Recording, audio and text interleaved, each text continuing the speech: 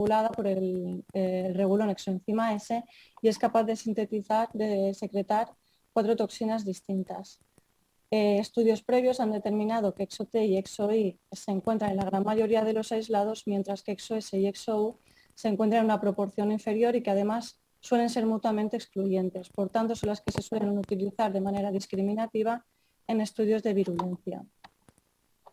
Así como ExoS se asocia a fenotipos invasivos e infecciones crónicas, ExoU lo hace con fenotipos citotóxicos e infecciones agudas. Sin embargo, de las 4, la que determina una mayor virulencia es ExoU, que a diferencia del resto se encuentra en la isla de patogenicidad 2 junto a una chaperona que lo mantiene en un estado inactivo, lo que cuando se inactiva llega a producir multitud de daños en el huésped. Y un ejemplo de ello lo vemos en un estudio realizado en un modelo murino en el que el clon de alto riesgo ST235 presentó una mayor virulencia que el E711 y el 175, que fueron ExoS positivos. Donde adquiere también una gran importancia esta toxina es en el ambiente hospitalario, donde se ha visto que está asociada a pronósticos más graves en el 90% de los casos y que la mortalidad de los pacientes que la presentan aumenta de 2 a 3 veces. Así, un estudio corroboró el impacto de esta toxina, determinándola como marcador clave de la virulencia y factor de riesgo independiente de la mortalidad temprana en pacientes con bacteriemia. En cuanto a la motilidad, decir que es importante para el establecimiento inicial de la infección, ya que juega un papel importante en la invasión de superficies y fluidos.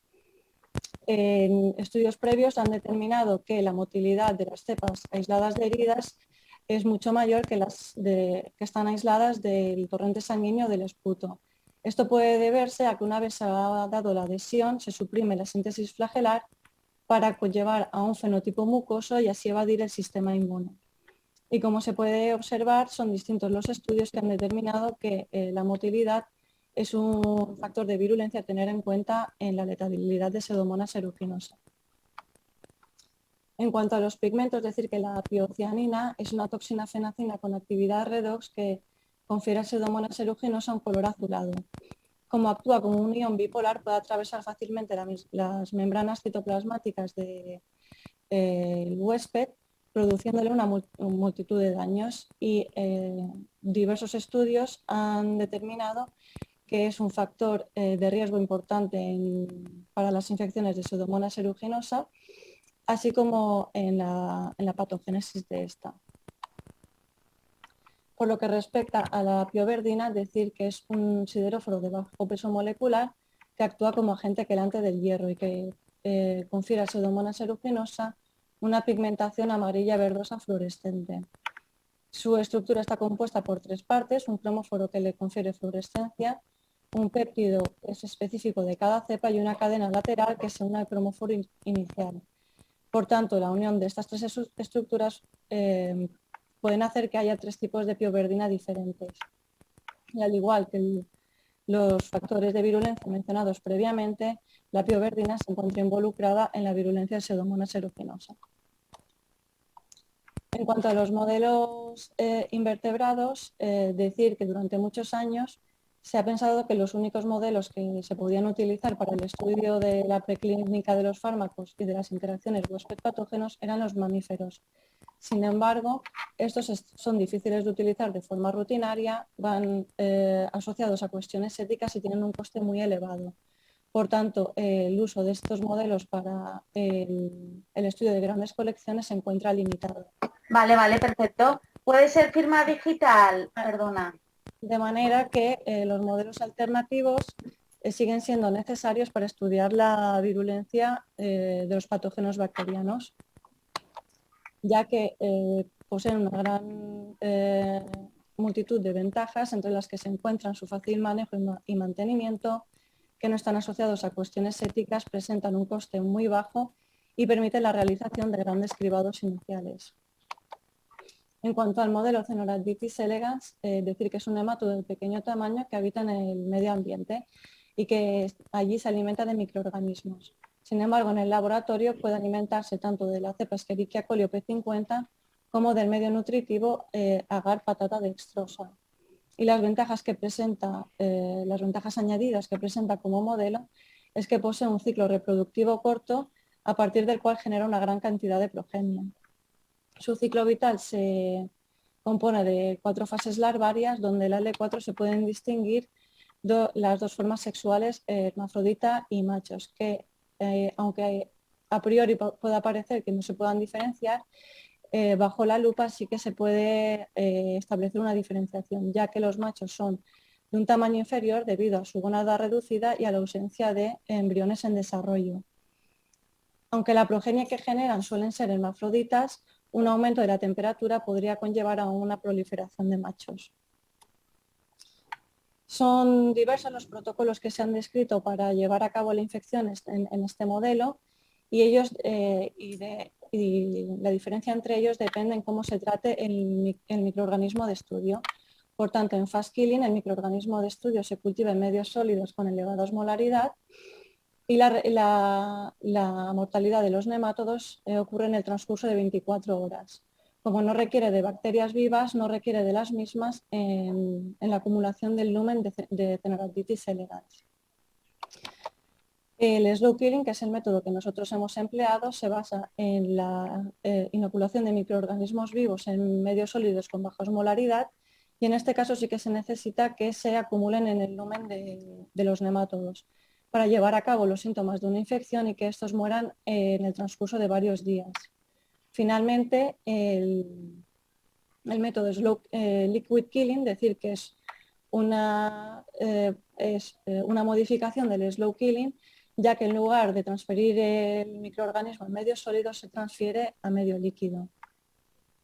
El hecho de que este modelo se alimente de microorganismos permite que pueda ser infectado por diversos patógenos humanos. Por tanto, es un modelo útil para identificar factores de virulencia que pueden estar implicados en la patogenia de los mamíferos.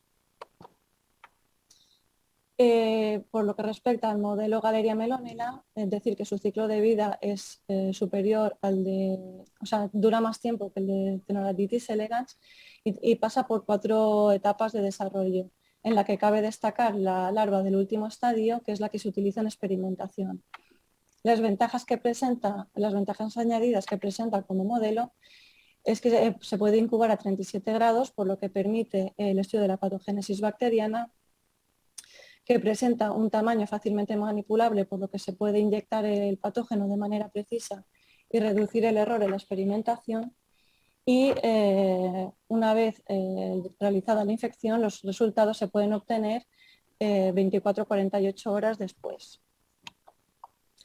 A diferencia de Caenorhabditis elegans, su respuesta inmune se divide en 2 partes, la celular y la humoral, que se combinan entre sí para hacer frente a la infección gracias a la activación de la cascada de la melanización, ya que la melanina lo que hace es acumularse alrededor del patógeno y las heridas para garantizar la supervivencia de Galeria melonella.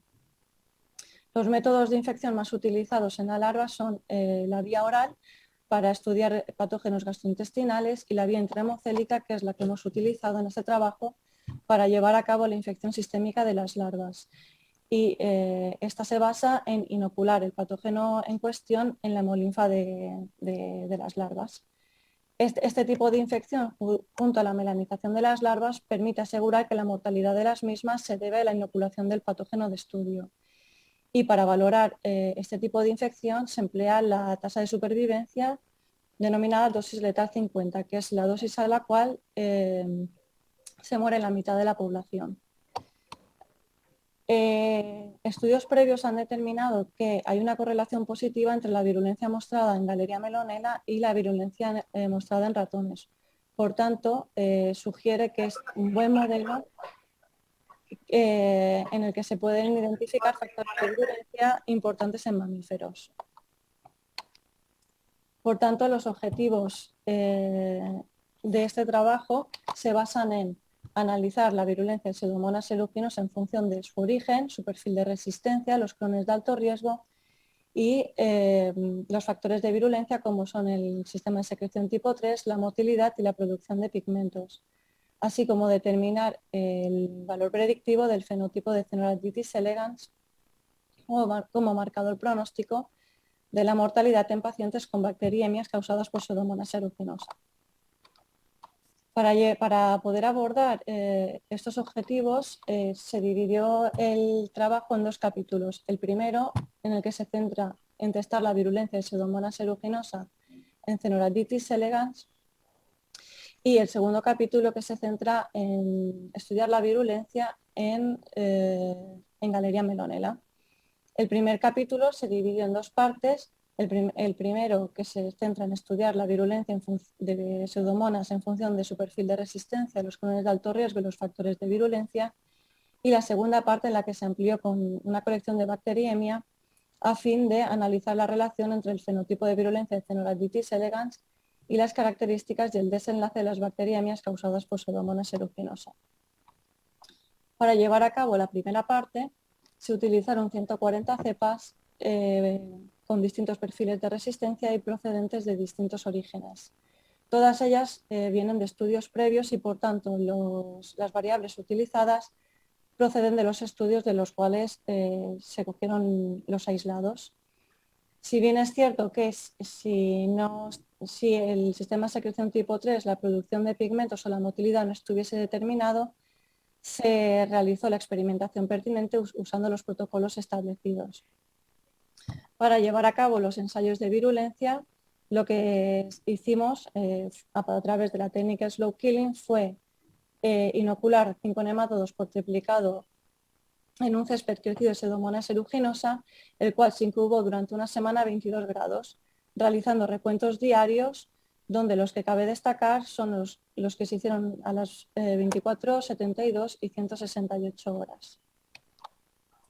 De manera que, para poder establecer un análisis comparativo entre los distintos aislados, se estableció un sistema de virulencia denominado CEPS, debido a sus siglas en inglés, Caenorhabditis elegans Virulence Score, donde los CEPS 1 y 2, representados por las tonalidades azules, se consideraron no virulentos gracias a que permitían la reproducción de los nemátodos.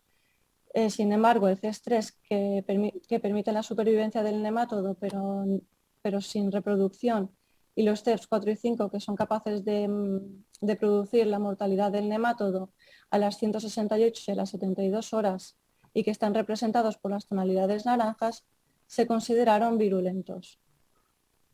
Cabe decir que en esta colección un gran porcentaje de cepas fueron virulentas para Caenorhabditis elegans.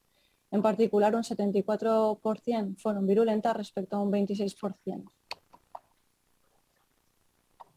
En cuanto al impacto del perfil de resistencia en la virulencia de Pseudomonas aeruginosa, decir que la proporción de aislados no virulentos aumentó en función del perfil de resistencia, observándose que en el perfil sensible un 8% de los aislados fue no virulento, mientras que en el perfil XDR lo fueron un 40%, indicando una correlación inversa entre la resistencia y la virulencia. En cuanto al origen de los aislados, se puede observar que los ambientales fueron en su totalidad virulentos para el modelo, a los que le siguieron los de fibrosis quística con un 90% de aislados virulentos, los epidémicos con un 75% y finalmente los de bacteriemia. Cabe decir que la diferencia de la virulencia entre los aislados de bacteriemia y las epidémicas respecto a las ambientales puede deberse a la selección previa en ambos grupos de cepas resistentes, que también están asociadas con un aumento de aislados no virulentos. De hecho, se podría explicar también por qué las de bacteriemias son menos virulentas que las de fibrosis quística. Sin embargo, cuando determinamos la proporción de aislado resistente en los dos grupos, se observó que el 50% de los aislados de bacteriemia fueron resistentes respecto al 85% de los aislados de fibrosis quística. El impacto del sistema de secreción tipo 3 en la virulencia de Pseudomonas aeruginosa determinó que la presencia de XOU se asociaba a aislados virulentos, mientras que la presencia de XOS se asociaba a aislados no virulentos pertenecientes a los CEPS 1 y 2. Por tanto, la presencia de XOU determina una mayor virulencia que la presencia de XOS. En cuanto a la motilidad y la producción de pigmentos, se pudo observar que ninguno de los dos factores estaba involucrado en la virulencia de Pseudomonas aeruginosa en este modelo de infección. Por lo que respecta a los clones de alto riesgo, decir que los ST111 y 235 fueron altamente virulentos para Phenoladitis elegans, mientras que el ST175 mostró una virulencia reducida en el modelo. De hecho, el resto de los clones pertenecientes a este clon, la gran mayoría pertenecieron al CEF3, que es el grupo más bajo del grupo, que es el grupo más bajo dentro del grupo de los aislados virulentos. Y en estas gráficas de aquí se puede observar con mayor claridad la disminución de la virulencia del 175 a lo largo de la semana. De hecho, también se puede ver la diferencia entre los distintos aislados dentro del mismo clon. A fin de estudiar las causas que hiciesen que el ST175 mostrase una disminución de la virulencia, evaluamos en primer lugar la mutación específica G154R en el regulador global AMPR, ya que como he comentado inicialmente, está asociado a la virulencia y a la resistencia a Pseudomonas aeruginosa. Y en particular, esta mutación estaba relacionada con un incremento de la resistencia en este patógeno bacteriano. Además, comparamos las secuencias genómicas de distintos ST175 para así relacionar la virulencia de Pseudomonas aeruginosa con las distintas mutaciones que se pudiesen haber producido. En primer lugar, al evaluar el impacto de la mutación G154R en el regulador global AMPR, se puede observar que la virulencia de PA1 en Phenoladitis elegans era muy elevada y al inactivar el regulador global AMPR, la virulencia en Phenoladitis elegans disminuyó considerablemente. Al complementar el mutante con un AMPR de tipo salvaje, se restableció la virulencia inicial de Pseudomonas aeruginosa. Sin embargo, al complementar el mutante con un AMPR con la mutación G154R, esta virulencia inicial no se restableció, permitiendo la supervivencia del nematodo. De modo que se puede decir que esta mutación está implicada en la disminución de la virulencia en este modelo.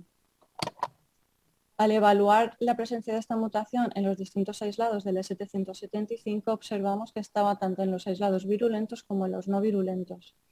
De manera que, pese a estar involucrado en una disminución de la virulencia, no era discriminativa de los distintos fenotipos de los aislados dentro del ST175. Asimismo, para ampliar el estudio, comparamos los genomas de 14 aislados del ST175 versus otro 175 usado de referencia, y de los que obtuvimos 385 mutaciones.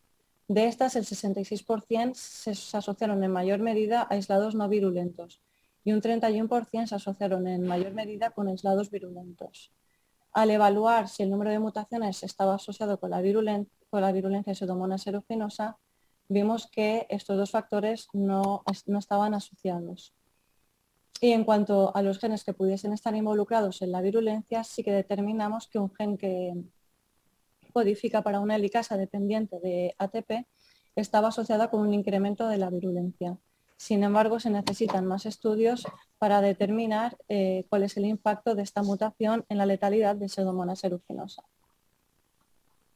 Además de analizar la relación entre la virulencia y las distintas variables, quisimos valorar el grado de asociación que tenía con esta.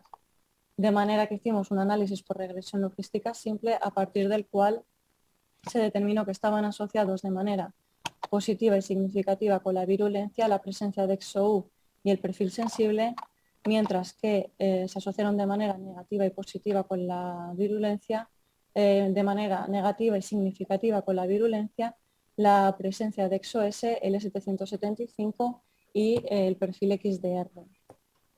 De todas estas variables, para analizar cuál era la que estaba asociada de manera independiente, se llevó a cabo un análisis por regresión logística múltiple, a partir del cual se determinó que se asoció de manera independiente con una disminución de la virulencia el ST175. Para completar el análisis de la virulencia se realizó un análisis factorial que corroboró los resultados obtenidos hasta el momento, en el que los fenotipos no virulentos se asociaron en mayor medida al ST175, a los perfiles resistentes, a la presencia de XOS, el origen de bacteriemia y valores reducidos en la producción de pigmentos en el swimming y en el swarming, mientras que los fenotipos virulentos se asociaron al ST111, al 235, a los perfiles sensibles, a la presencia de XOU, al origen ambiental epidémico y de fibrosis quística, así como valores elevados de los pigmentos y el swimming y el swarming. Como resumen de los resultados de la primera parte, se puede concluir que una gran parte de los aislados de esta colección fueron virulentos para Actinorhabditis elegans, que se observa una clara correlación inversa entre la resistencia y la virulencia, así como que los aislados más virulentos fueron los ambientales seguidos de los de fibrosis quística, que los factores que estaban asociados de manera positiva con la virulencia fueron el perfil sensible y la presencia de XOU, mientras que los que se asociaron de manera negativa fueron la presencia de XOS, el clon ST175 y el perfil XDR. No obstante, aunque la mutación G154R en el regulador AMPR esté asociada con una disminución de la virulencia, no es discriminativa de la virulencia de los distintos aislados dentro del ST175. Y se determinó que el gen que determina para una helicasa dependiente de ATP se asocia con un aumento de la virulencia. Sin embargo, se necesitan más estudios para determinar el impacto de la misma.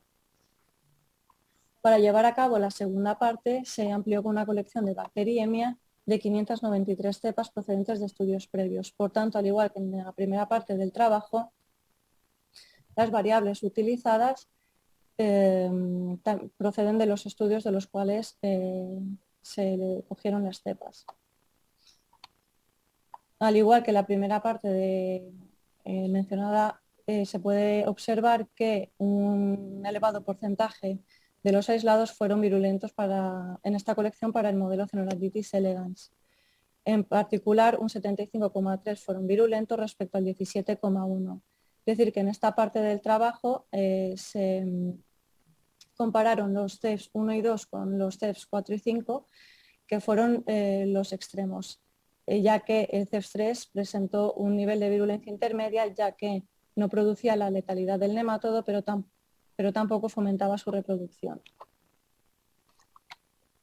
En cuanto al perfil de resistencia, en consonancia con la primera parte, se puede observar que los perfiles resistentes presentaban un mayor porcentaje de aislados no virulentos, que este análisis fue corroborado por un análisis de regresión logística simple, en el cual mostró que presentaban unos ratio inferior a 1, lo que significa que estaban asociados de manera negativa y significativa con la virulencia.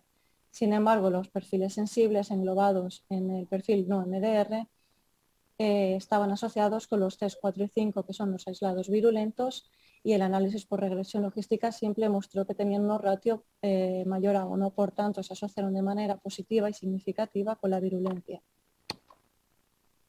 En este caso también se puede, por tanto, decir que se observa una relación inversa entre estos dos factores. En cuanto al sistema de secreción tipo 3, la presencia de XOU se asoció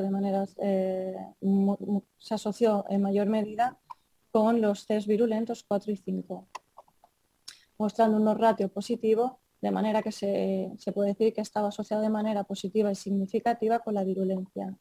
Sin embargo, la presencia de XOS se asoció con los CEFs 1 y 2, que son los aislados no virulentos, mostrando asimismo unos ratio inferior a 1, indicando que su relación con la virulencia es negativa y significativa.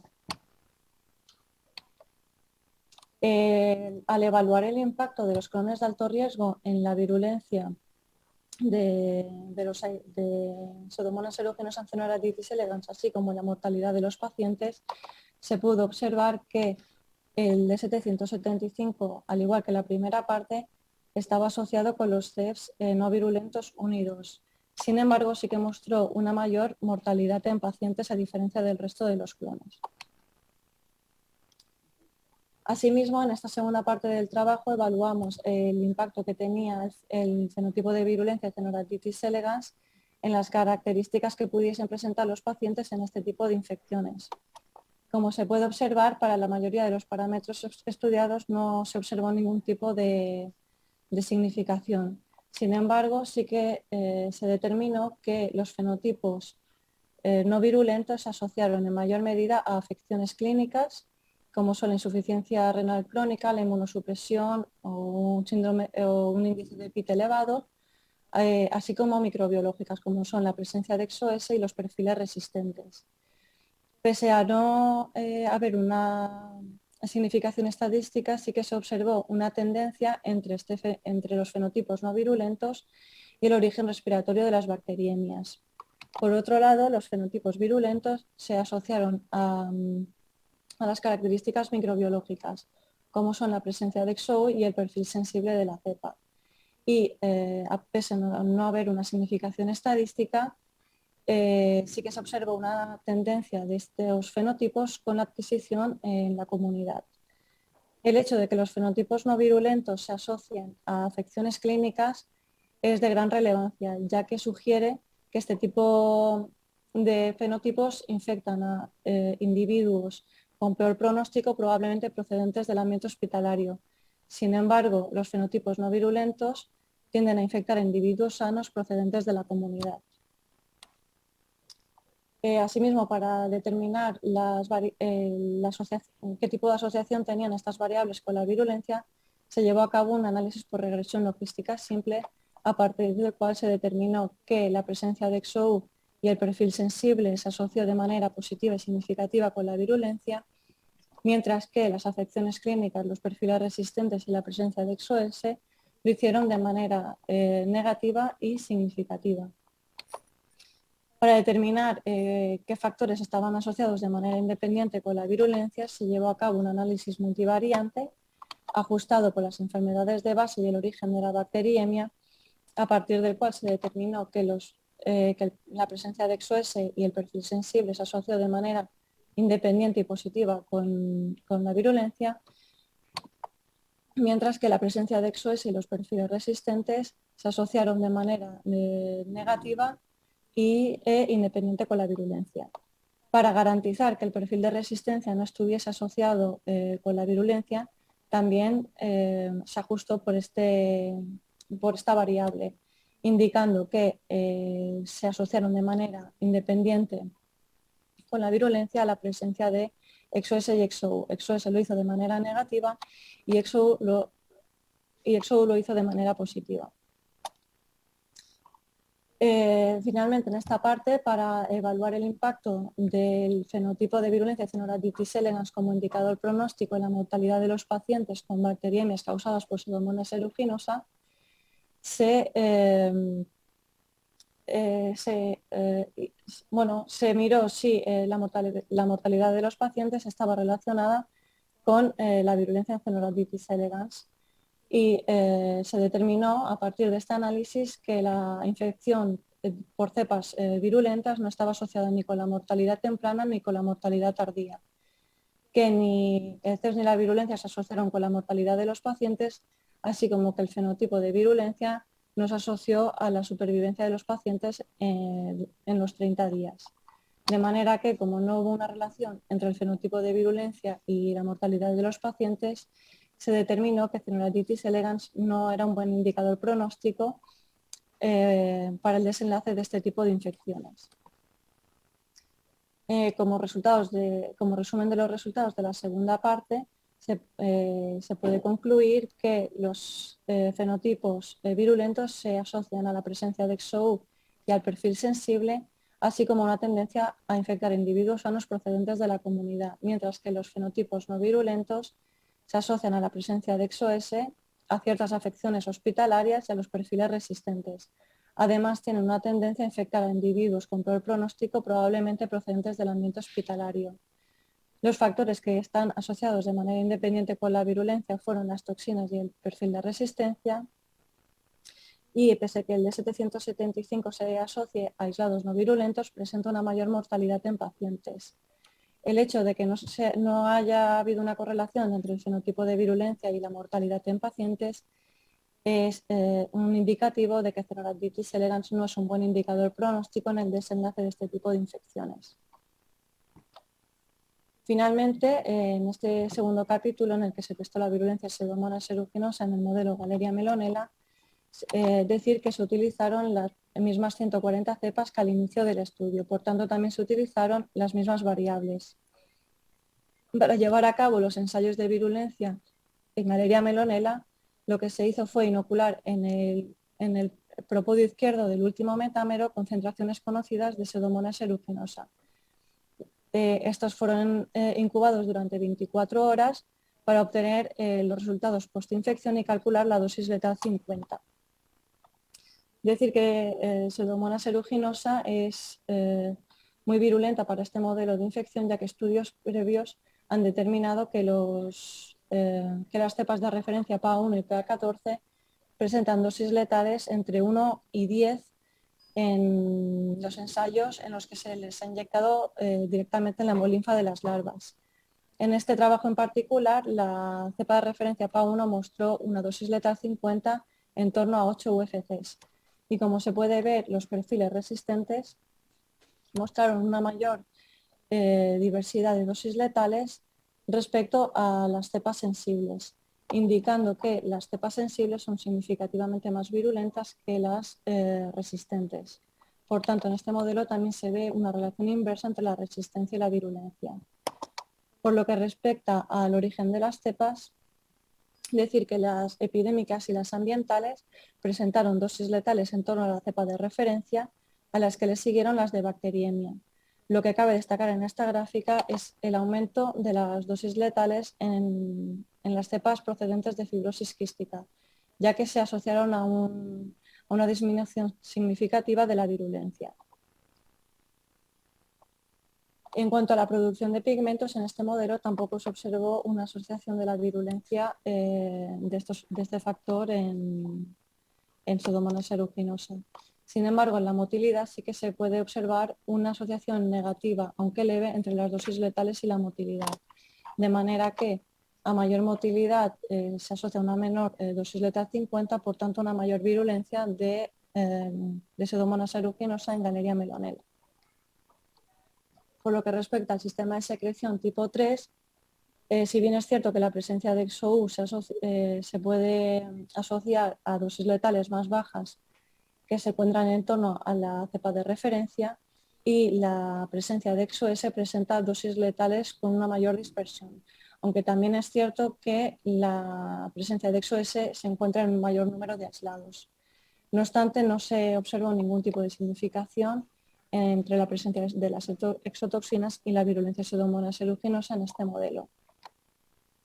En cuanto a los principales clones de alto riesgo, los S711 y 235 presentaron dosis similares a las de la cepa de referencia. Sin embargo, a pesar de no mostrar una significación estadística, el S775 sí que mostró una tendencia a una disminución de la virulencia. Por tanto, al igual que en la primera parte, al ver que el 775 mostraba aislados con distintos fenotipos de virulencia, se examinó la mutación específica G154R en el regulador global AMPR, a partir del cual se puede observar que la cepa PA1 presenta una dosis letal baja, que la inactivación de AMPR incrementa de manera significativa la dosis letal, produciendo una disminución de la virulencia, al complementar con un AMPR de tipo salvaje, se restablece la virulencia inicial de PA1. Sin embargo, al complementar con un AMPR con la mutación G154R, no se restablece la virulencia inicial, sino que produce una disminución de la virulencia. Al igual que en la primera parte, Al determinar esta mutación en los distintos aislados, se observó que estaba presente tanto en aislados con dosis letales elevadas como bajas. Por tanto, aunque esté asociado a una disminución de la virulencia, no explica la variabilidad entre los distintos aislados del E775. Asimismo, para ampliar el análisis, se compararon 14 aislados del E775 en comparación con otros 775 usados de referencia, en el que también se evaluó si el número de mutaciones se asoció a un incremento o una disminución de la virulencia. Sin embargo, no se observó ningún tipo de asociación. Y por lo que respecta a los genes que pudiesen estar involucrados en la misma, se obtuvieron 19 genes que estaban involucrados con una disminución de la misma. Sin embargo, también deberíamos de llevar a cabo estudios futuros para saber el impacto de estos 19 genes en la letalidad de Pseudomonas aeruginosa. Además de estudiar la relación entre los distintos factores y la virulencia de Pseudomonas aeruginosa, quisimos determinar el efecto que tenía esta asociación, de manera que se llevó a cabo un análisis por regresión lineal simple, a partir del cual se determinó que los distintos tipos de motilidad y el perfil sensible se asociaron con un aumento de la virulencia, mientras que el origen de fibrosis quística se asoció con una disminución de la patogenicidad de Pseudomonas aeruginosa. Y con el fin de averiguar cuáles de estas variables estaban asociadas de manera independiente con la virulencia, se determinó que los perfiles sensible y moderadamente resistente, así como el origen epidémico de las cepas, se asoció con un incremento de la virulencia de manera independiente. No obstante, estos factores explican únicamente el 8,6% de la variabilidad del modelo. Por tanto, también se necesitan más estudios para confirmar el impacto de los mismos. Al llevar a cabo el análisis de la virulencia en dos modelos de infección diferentes, se analizó, se hizo una comparativa entre los resultados obtenidos en un modelo y en otro, de manera que en ambos modelos se puede observar una correlación inversa entre la resistencia y la virulencia, que el origen bacteriémico, epidémico y ambiental de las cepas producen una virulencia similar tanto en Pseudomonas elegans como en Galeria melonella. Sin embargo, las cepas procedentes de fibrosis quística, así como en Pseudomonas elegans, se asoció con un incremento de la virulencia. En Galeria melonella se invirtió totalmente esta proporción, que los pigmentos no están involucrados en la virulencia en ninguno de los dos modelos. Sin embargo, la motilidad sí que produjo un aumento de la virulencia en el modelo Galeria melonella. No obstante, la presencia de XOU mostró un incremento de la virulencia en Pseudomonas elegans, aunque en Galeria melonella no fue significativo. Por lo que respecta a los clones de alto riesgo E711 y 235, mostraron un incremento de la virulencia en ambos modelos, y el E775 mostró una disminución, pero que únicamente fue significativa en el modelo Pseudomonas elegans. Al establecer una comparativa entre la virulencia obtenida en Pseudomonas elegans y Galeria melonella, se puede observar en la gráfica que no existe una correlación entre la virulencia de Pseudomonas aeruginosa entre estos dos modelos. Finalmente, como los resultados de este último capítulo, se puede decir que se observó una clara correlación inversa entre la resistencia y la virulencia, que el origen de fibrosis quística se asoció con una disminución de la virulencia en Galeria melonella, mientras que la motilidad y el perfil sensible se asoció de manera positiva, mientras que los que se asociaron de manera independiente fueron el perfil sensible, moderadamente resistente y el origen epidémico de las cepas. Los factores que no estuvieron asociados con la virulencia en este modelo fueron la producción de pigmentos, los clones de alto riesgo y la presencia del sistema de secreción tipo 3. Y al igual que en la primera parte, la mutación G154R, a pesar de mostrar una disminución de la virulencia, no era discriminativa de los fenotipos de virulencia de los distintos aislados del E775. Se determinaron que 19 genes estaban asociados con una disminución de la virulencia en este modelo y finalmente decir que no existe una correlación entre el nivel de virulencia entre Caenorhabditis elegans y Galeria melonella. Con el permiso del tribunal procederé a leer las conclusiones de este trabajo. Primero, los aislados que tienen un perfil de resistencia sensible son significativamente más virulentos que aquellos que presentan un perfil de resistencia MDR-XDR en los modelos Caenorhabditis elegans y Galeria melonella, indicando una clara correlación inversa entre la resistencia y la virulencia en Pseudomonas aeruginosa. Segundo, los aislados de procedencia ambiental son los más virulentos en ambos modelos, mientras que los procedentes de fibrosis quística observan una disociación entre ellos. Tercero, el único factor de virulencia involucrado en la virulencia de Pseudomonas aeruginosa en Caenorhabditis elegans es el sistema de secreción tipo 3, en particular el genotipo XOU relacionado con una virulencia significativamente mayor que el genotipo XOS.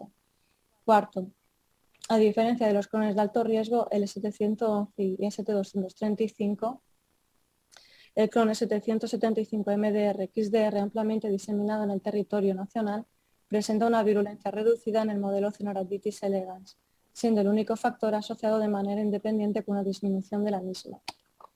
Quinto, la elevada virulencia del ST235 podía ser atribuida a la presencia de la toxina XOU del sistema de secreción tipo 3, la cual se asocia a una mayor virulencia de las cepas y a un peor pronóstico clínico. Sexto, los resultados sugieren que la reducción de la virulencia en el clon de alto riesgo S775 se encuentra asociada a la mutación G154R en el regulador AMPERRY. Séptimo, el análisis genómico y estadístico reveló que el gen que codifica para una helicasa dependiente de ATP con el polimorfismo D668G se asocia a un incremento de la virulencia en el modelo Caenorhabditis elegans. Octavo, el sistema de secreción tipo 3 y el perfil de resistencia actúan como factores predictivos de la mortalidad en las infecciones del torrente sanguíneo producidas por Pseudomonas aeruginosa. Noveno, a pesar de que el fenotipo de virulencia de Caenorhabditis elegans se asocia a ciertas características clínicas intrínsecas de Pseudomonas aeruginosa, no tiene un impacto significativo en la mortalidad de los pacientes con infección del torrente sanguíneo, indicando que el modelo de infección Caenorhabditis elegans no es un buen indicador pronóstico de la mortalidad por bacteriemia por Pseudomonas aeruginosa. Décimo, de todos los estudiados, el único factor de virulencia que se asocia con la letalidad de Galeria melonella es la motilidad. Décimo primero, los factores asociados de manera independiente con la virulencia en el modelo Galeria melonella son los perfiles moderadamente resistente y sensible, la procedencia epidémica de los aislados. Décimo segundo, la presencia o ausencia de mutaciones individuales no explican las diferencias entre las dosis letales dentro del mismo clon.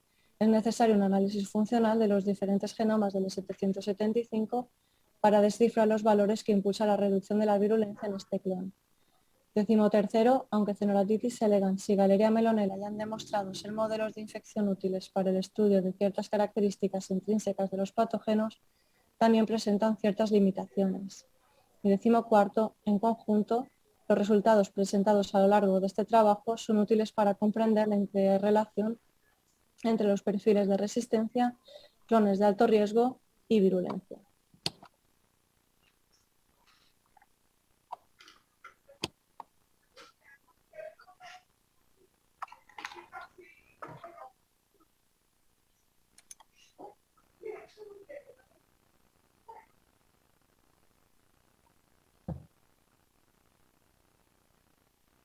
Germán, pasamos a la parte de la discusión. Muy bien, sí. Muchas gracias por la presentación, por ajustarse al tiempo establecido.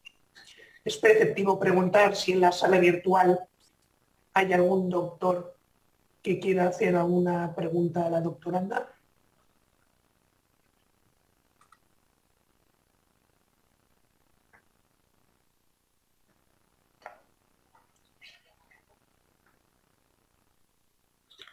Muy bien.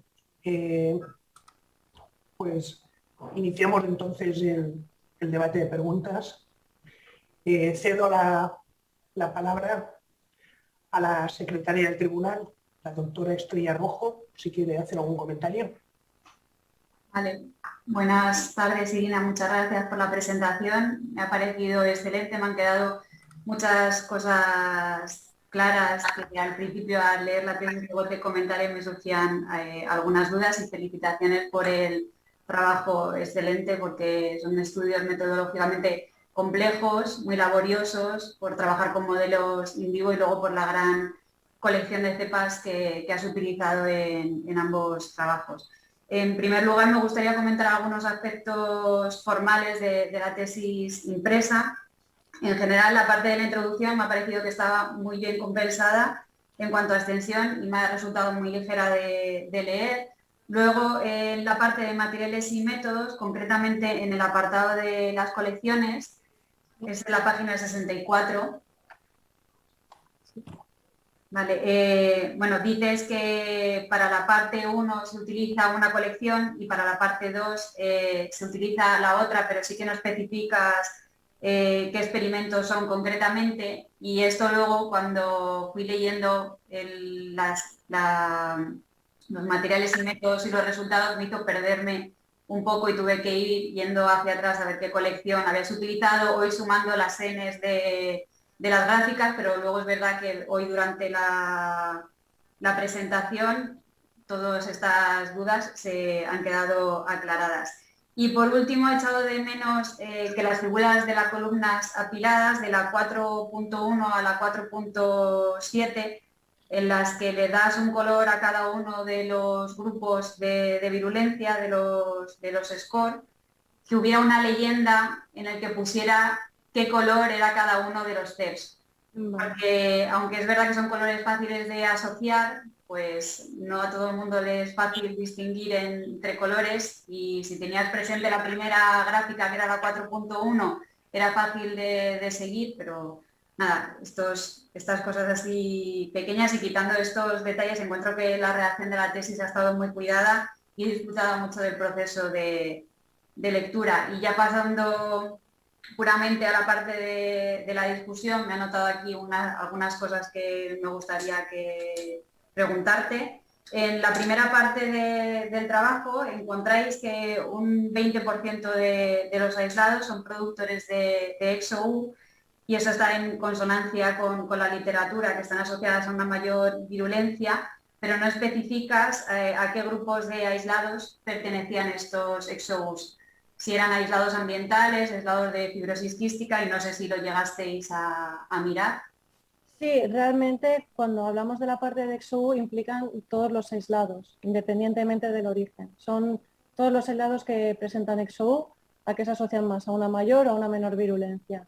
Luego dentro de cada grupo, sí que, aunque no esté reflejado, sí que se ha mirado, pero realmente para las conclusiones finales del trabajo no eran tampoco relevantes, así que no se hizo específicamente en cada grupo de origen. Entiendo que es lo que quieres saber. Sí. En cada grupo de origen, ¿qué porcentaje de XOU había? Vale.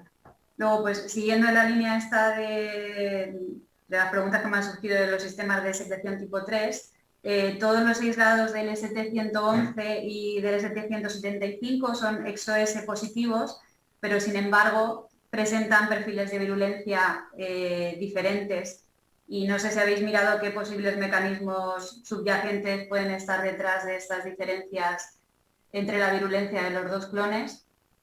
A ver, para el ST175 sí que llevamos a cabo los estudios genómicos para ver si algún tipo de mutación estaba relacionada.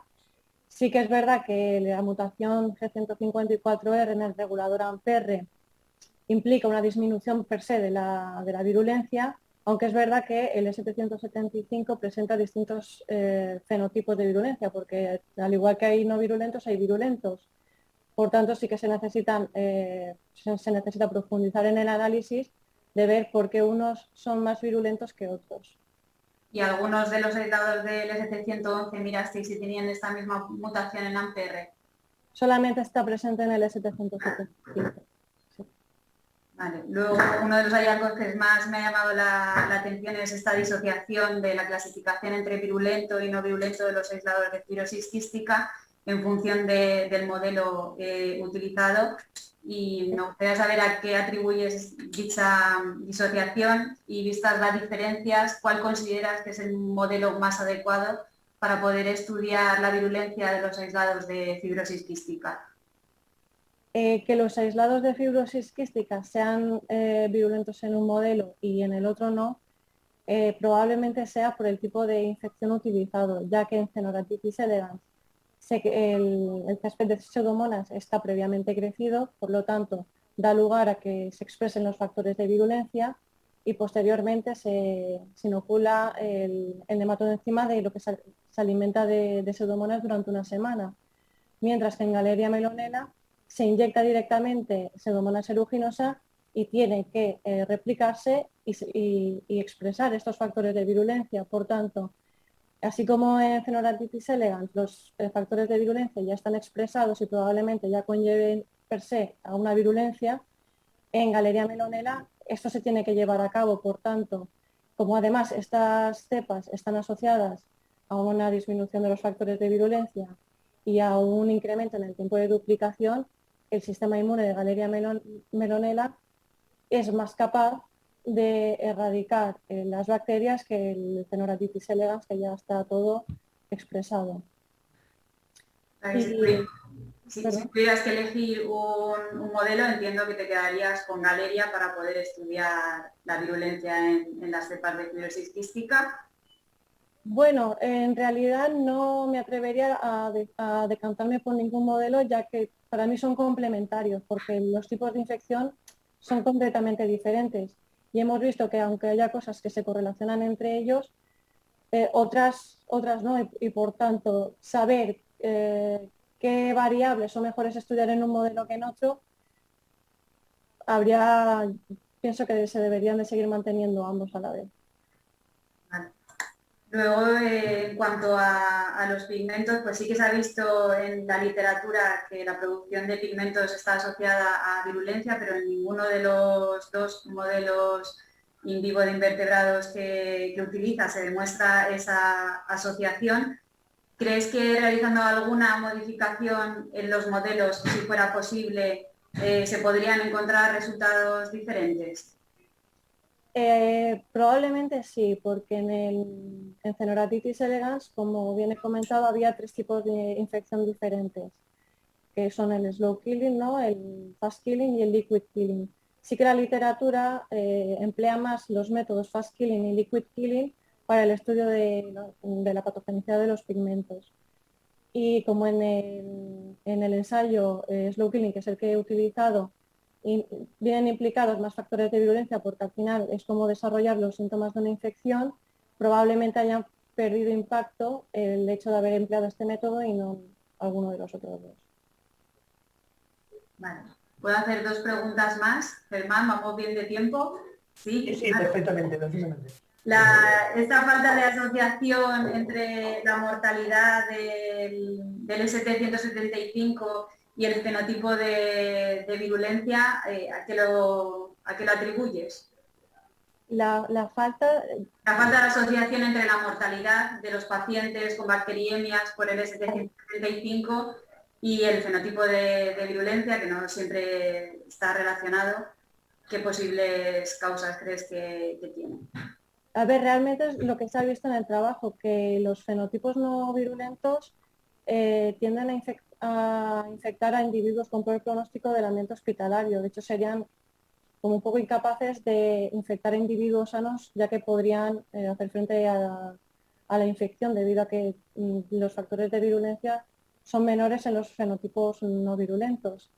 De manera que yo creo que el hecho de que el ST-175 sea un fenotipo no virulento, que esté asociado a una mayor mortalidad, se debe a esto, a que al final infecta a pacientes del ambiente hospitalario que tienen un peor pronóstico clínico y en el que hay muchos factores subyacentes que implican que haya un mayor riesgo de mortalidad, precisamente por el tipo de pacientes que son.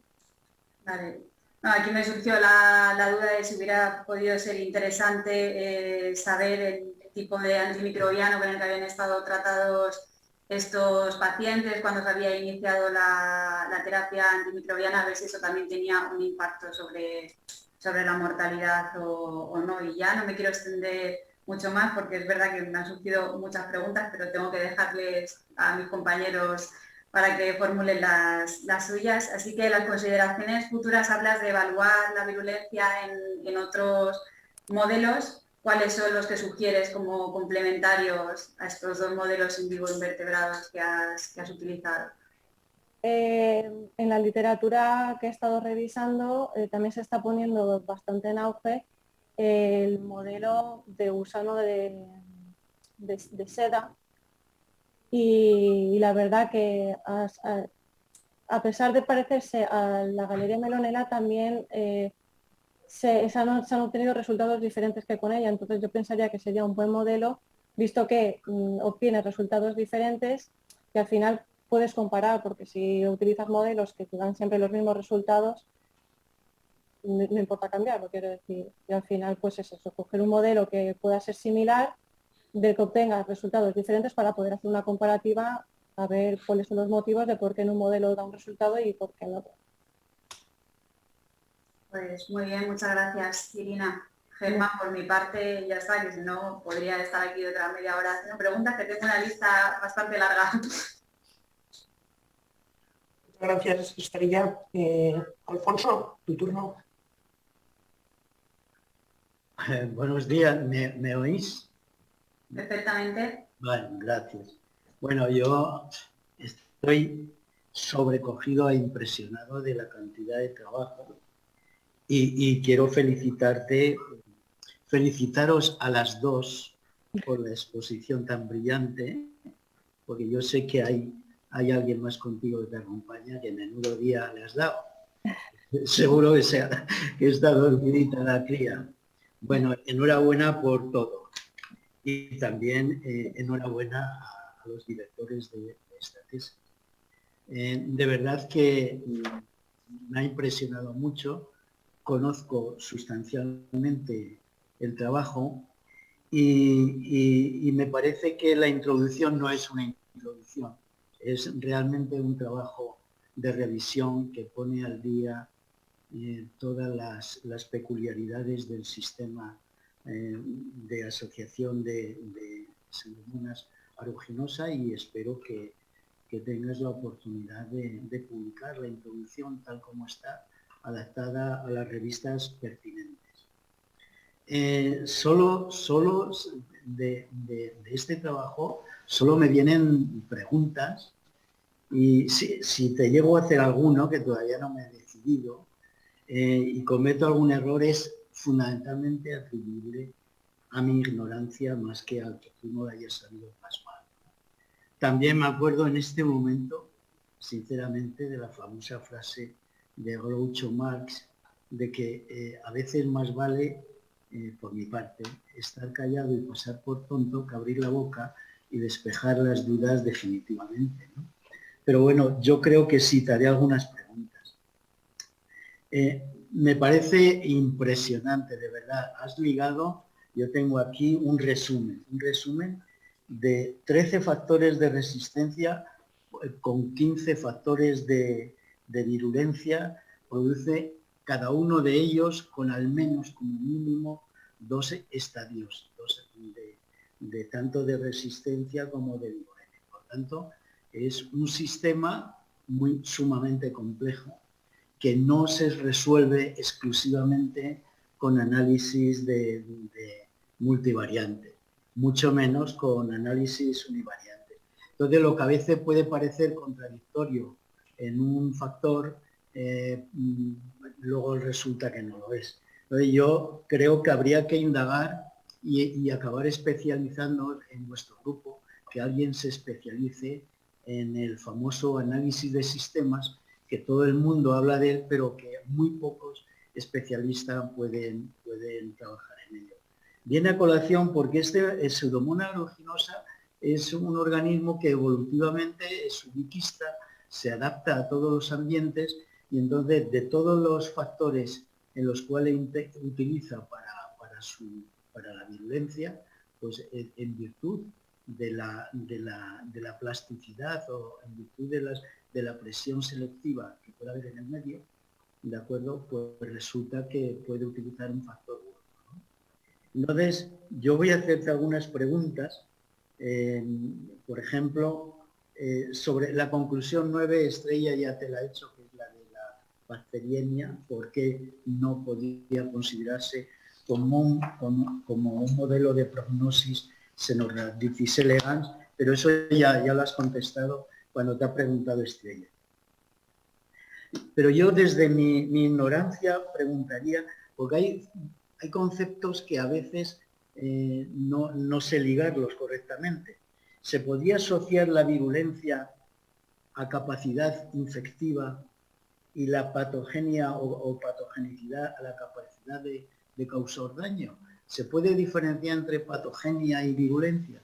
Es decir, la virulencia como capacidad de colonizar o de infectar un ambiente y la patogenia como capacidad de causar daño. Porque eso podría explicar muchas cosas. Realmente, por lo que he determinado en la literatura, la virulencia más bien es el término que se utiliza para describir el efecto nocivo que puede tener un patógeno. O sea, que y la patogenicidad es la capacidad de desarrollar la enfermedad, o sea, la infección en este caso. Por tanto, sí que realmente son términos completamente diferentes. De acuerdo. Luego, mira, el trabajo de Melonella no está publicado, ¿no? Todavía no. Estáis en fase de prepararlo.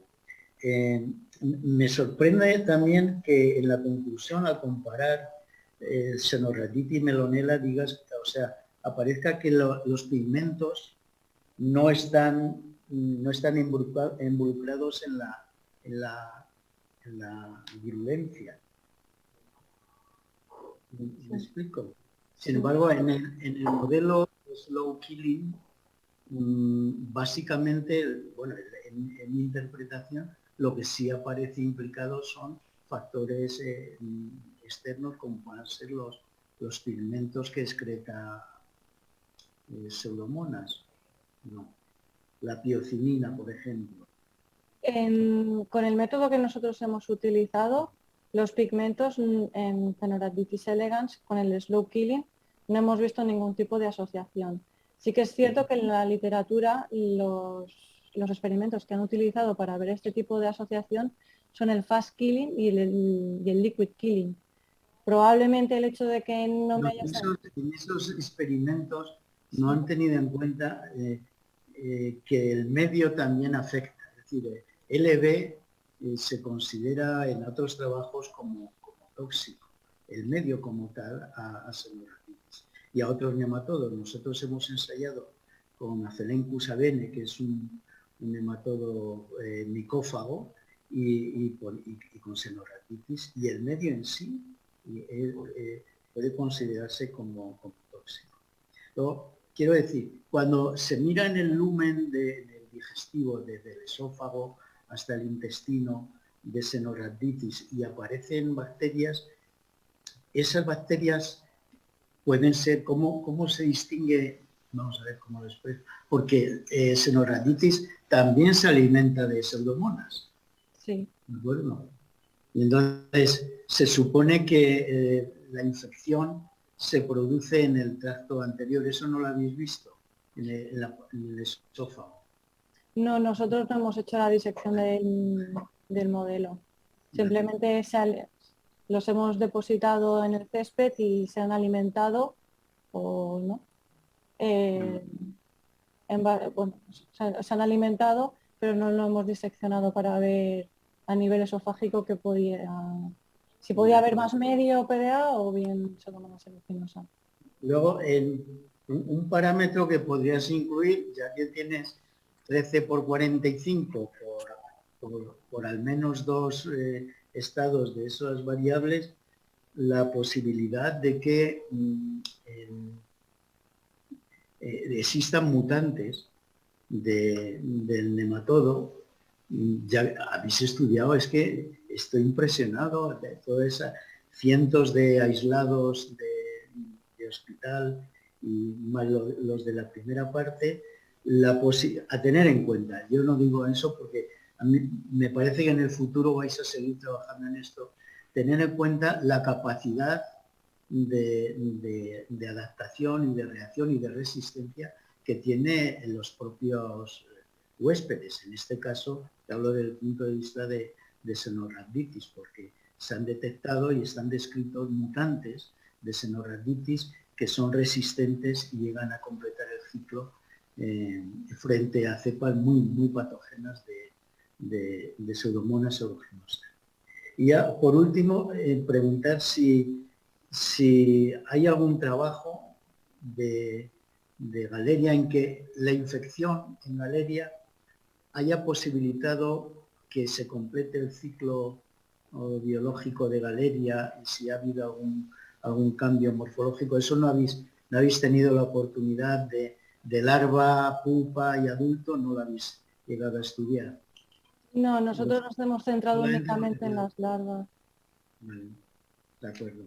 Y por último, de verdad, ¿existe algún otro trabajo que conozcas que se haya abordado desde el punto de vista holístico, como lo habéis hecho vosotros, este trabajo o no? ¿O podéis consideraros pioneros, como yo os considero, en este tipo de trabajo? La verdad es que yo no he encontrado en la literatura trabajos de tal magnitud. Sí que recientemente, creo que la publicación era de 2020, con unos pocos aislados clínicos procedentes de neumonías asociadas a ventilación, no sé si eran unas 30 cepas, testaron la virulencia en Galeria melonella, pero tampoco es que haya así una extensa colección evaluada en los modelos y comparándola. Más bien son como estudios pequeños a ver qué cepas son más virulentas. De acuerdo. Bueno, pues mira, yo por mi parte concluyo felicitándoos a las dos por la brillante exposición y también felicitando a los directores de tu tesis, Antonio y Laura. ¿De acuerdo? Muy buena. Muchas gracias, Alfonso. Muchas gracias, Alfonso. Bueno, me toca a mí terminar el turno de debate. Bueno, lo primero, enhorabuena, Irina.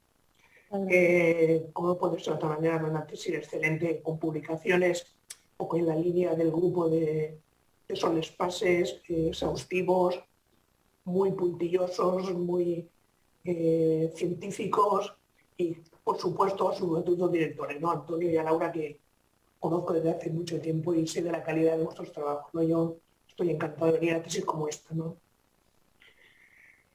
Bueno, una de las preguntas que quiero hacer han salido, o sea, perdona si me reitero en algunos puntos, y hay otras cosas que quisiera debatir contigo, ¿no? Más que críticas del Tacital, porque creo que ya con dos publicaciones de nivel y la que viene, bueno, no hay mucho lugar para las críticas, ¿no? Estoy de acuerdo, ¿no?, en lo que ha salido en el debate, ¿no?, de que creo que el modelo Murino es muy bonito, es muy bueno, sirve y da una información que no lo da un invertebrado. Lo que pasa es que, como bien ha reflejado en la diapositiva, pues claro, no podemos estar usando ratones para todo, ¿no?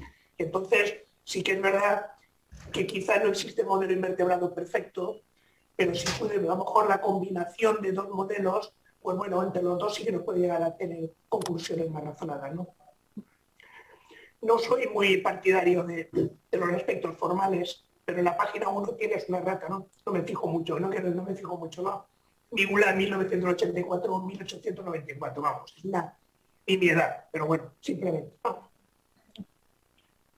Has comentado también el éxito del clon ST235, ¿no?, como clon de alto riesgo, EXO-U, el papel que cada vez más claro que habéis demostrado vosotros y otros que tiene EXO-U en la virulencia. Ahora yo te quisiera preguntar a ti, ¿no?, un par de cosas. Primero, si tú te sientes realmente confortable con esta información, es decir, tú estás segura de que Pseudomonas con EXO-U realmente es más agresiva, más virulenta, más patogénica, llámalo como quieras. Y dos, si me pudieras explicar un poquito, ya sé, has comentado que era una fosfolipasa, una citotoxina, ¿qué hace EXO-U en el cuerpo? ¿No? Mata las células epiteliales, se va al macrófago, ¿qué hace? ¿Cuál es el daño celular que hace EXO-U, ¿no? Si me puedes responder estas dos preguntas. EXO-U lo que hace es desequilibrar los filamentos de actina de los macrófagos y lleva a tanto apoptosis como a necrosis celular. Por tanto, los desintegra impidiendo que el sistema inmune del huésped pueda funcionar frente a la infección por Pseudomonas aeruginosa. Eso por un lado. Y por el otro, sí que me siento reconfortable con que XO haya salido virulento, pese a que en Galeria melonella no haya salido. Más que nada porque, aunque en Galeria melonella no se haya visto una significación, sí que hay como una tendencia a que todas las dosis letales eran bajas y los aislados que han presentado este tipo de toxina han estado más relacionados con fenotipos virulentos. Y además esto se ha visto que en clínica, en pacientes, la presencia de esta toxina está asociada a un incremento de la mortalidad. Sí que pienso que entonces con mis resultados y la bibliografía publicada vamos en la línea de que esta toxina realmente tiene un papel importante. ¿Que hay más factores involucrados? Seguramente, porque no podemos achacar toda la virulencia de una cepa a un único factor de virulencia, pero que es importante y tiene mucho peso, pues sí que lo considero. Una cosa que llama la atención, ¿no? Y lo has demostrado mucho y muy bien, ¿no? Es el papel, como las cepas ambientales son más violentas, ¿no? Lo cual es sorprendente, ¿no? Así a priori, ¿no? Se justifica que si hay una selección y tal, ¿no? Pero claro, yo a priori así, intuitivamente, no esperaría, ¿no? Que una cepa que vive en un jarrón de agua en la calle o en un florero o en unas lentes de contacto, ¿no? En una solución ahí sea más agresiva, ¿no? Que una cepa de hospital, ¿no? Pero bueno, no sé si habéis probado, habéis hecho ese experimento, ¿no? La capacidad que tienen las pseudomonas de sobrevivir en agua o en un medio acuoso, ¿no? Es simplemente poner pseudomonas en agua y tomando alícuota a lo largo de los días y ver si hay una diferencia en la supervivencia en un medio húmedo entre las pseudomonas, y habéis visto que efectivamente algunos de los clones de alto riesgo de estos, aparte multiresistentes, pues tienen mayor capacidad de supervivencia en agua. ¿Lo habéis hecho eso? No, la verdad es que no.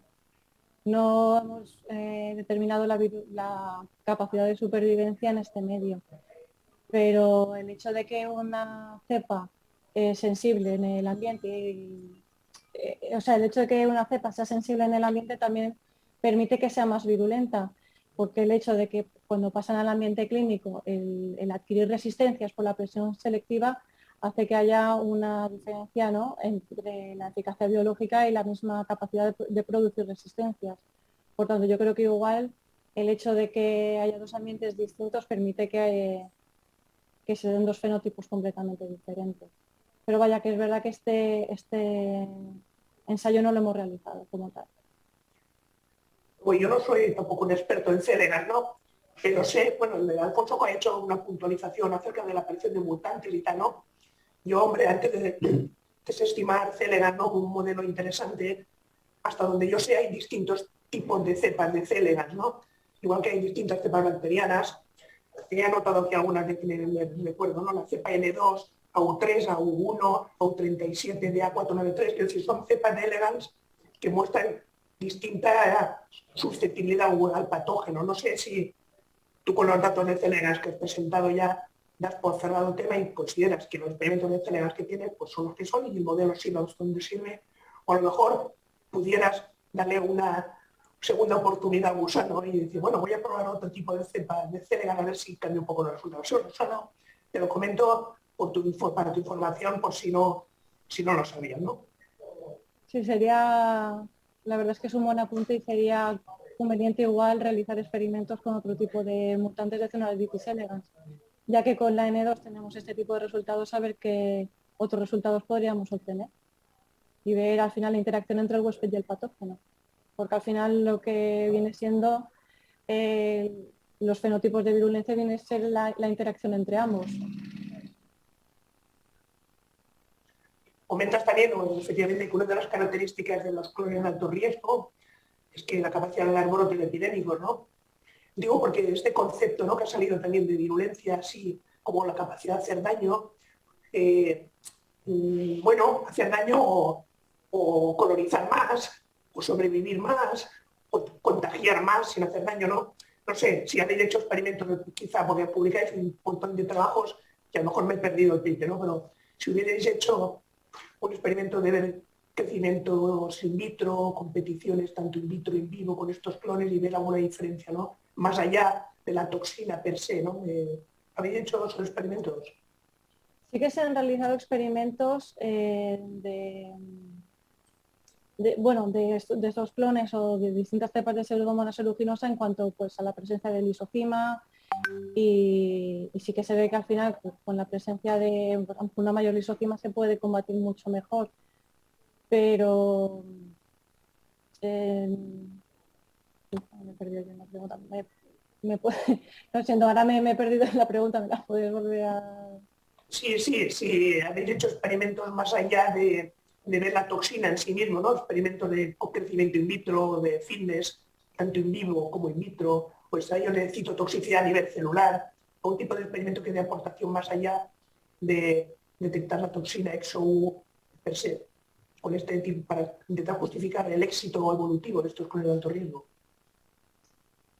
Pues lo que he comentado, que sí que es cierto que el grupo ha seguido publicando y viendo cómo van evolucionando estos clones de alto riesgo. Lo que yo ahora mismo desconozco, si hay alguno en particular que hayan utilizado pues eso, otro tipo de modelos, otro tipo de ensayos. Un apunte acerca del ST-175, ¿no? Que me ha parecido muy interesante ese análisis que hacéis, ¿no? Como intentando explicar estas diferencias, ¿no? Yo, desde el punto de vista de un dato que a mí me parece muy relevante, ¿no? Que la mutación 154R en el AMR, ¿no? Que básicamente lo que hace es hiperexpresar ANCE, ¿no? Es lo que hace esto, ¿no? Sí. O sea, el regulador global ANCR está involucrado tanto en la resistencia y en la virulencia. Y esta mutación en particular sí que se ha visto que está involucrada en un incremento de la expresión de ANCE, por tanto en la resistencia. Lo que nosotros con estos modelos también hemos visto es que está involucrado claramente en la virulencia, ya que la presencia de esta mutación produce una disminución de la misma. O sea, el presentar esta mutación produce una disminución de la virulencia claramente. Por tanto, corrobora que este regulador está implicado en ambas. Correcto, sí. Mi pregunta iba ahí, ¿no? Es que efectivamente que al final el efector de esta bajada de la virulencia es la ANCE y que Pseudomonas tiene múltiples vías de hiperexpresar ANCE, ¿no? No solo la mutación. Digo, porque, no sé, como una pista que se me ocurre a mí, quizá la posibilidad de que estos clones hayan diferentes niveles de expresión de ANCE, ¿no? Y esto, claro, hay que hacer ensayos de transcripción o de RTs para intentar justificar esta diferencia de violencia, y a lo mejor no es la mutación G154, ¿no? Como bien sabéis, pues mejor que nadie vosotros, Pseudomonas tiene múltiples maneras de modular la expresión de ANCE, ¿no? Digo como un apunte por si os conviene, ¿no? O lo habéis hecho, no sé. La expresión de los niveles de ANCE sí que se han mirado, de hecho es una mutación que solo está presente en el S775. Lo que es cierto que aparte de esta mutación puede haber otros factores implicados, incluidos otros factores de resistencia, que al final es la expresión diferencial de resistencia y virulencia lo que hace que haya distintos fenotipos. Y sí que es cierto que habría que tener en cuenta pues un poco todo en la ecuación, todos los mecanismos de resistencia, a ver cómo pueden confluir con los de virulencia.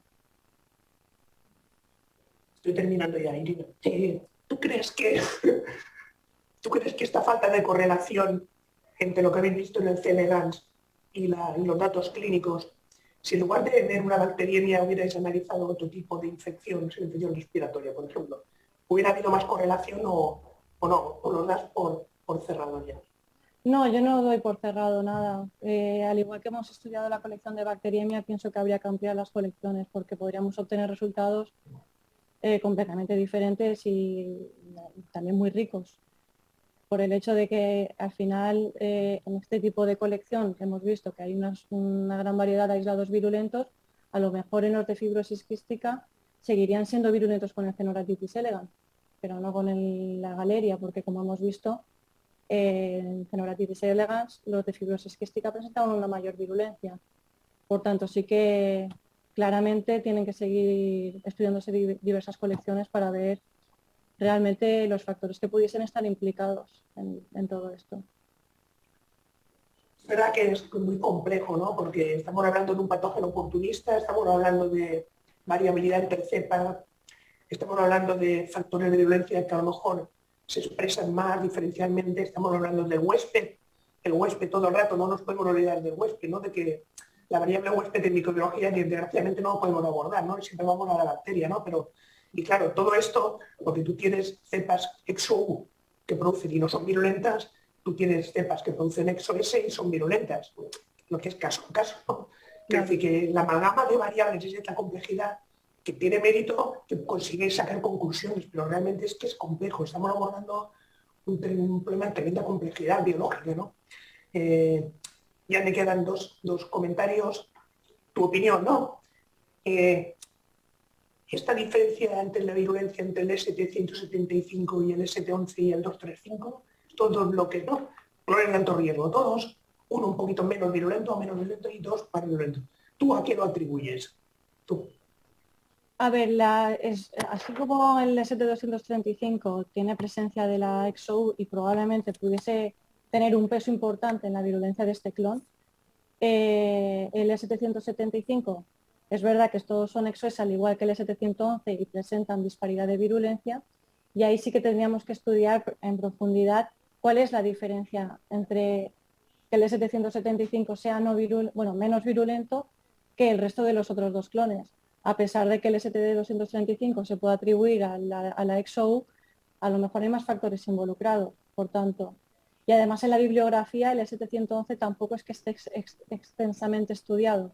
Hay muy poca información sobre este clon. No, quizás, o sea, una hipótesis descabellada mía, quizá, ¿no? La distinta manera de generar resistencia, ¿no? Has comentado que mientras que el ST175 es más mutacional, por tanto mutaciones que generan un coste biológico, mientras que los otros dos, has comentado, ¿no? Elementos de transmisión horizontal, beta-lactamasa, no sé, quizá a lo mejor el impacto en el fitness es mayor en el ST175 por la naturaleza mutacional, no sé, lo digo.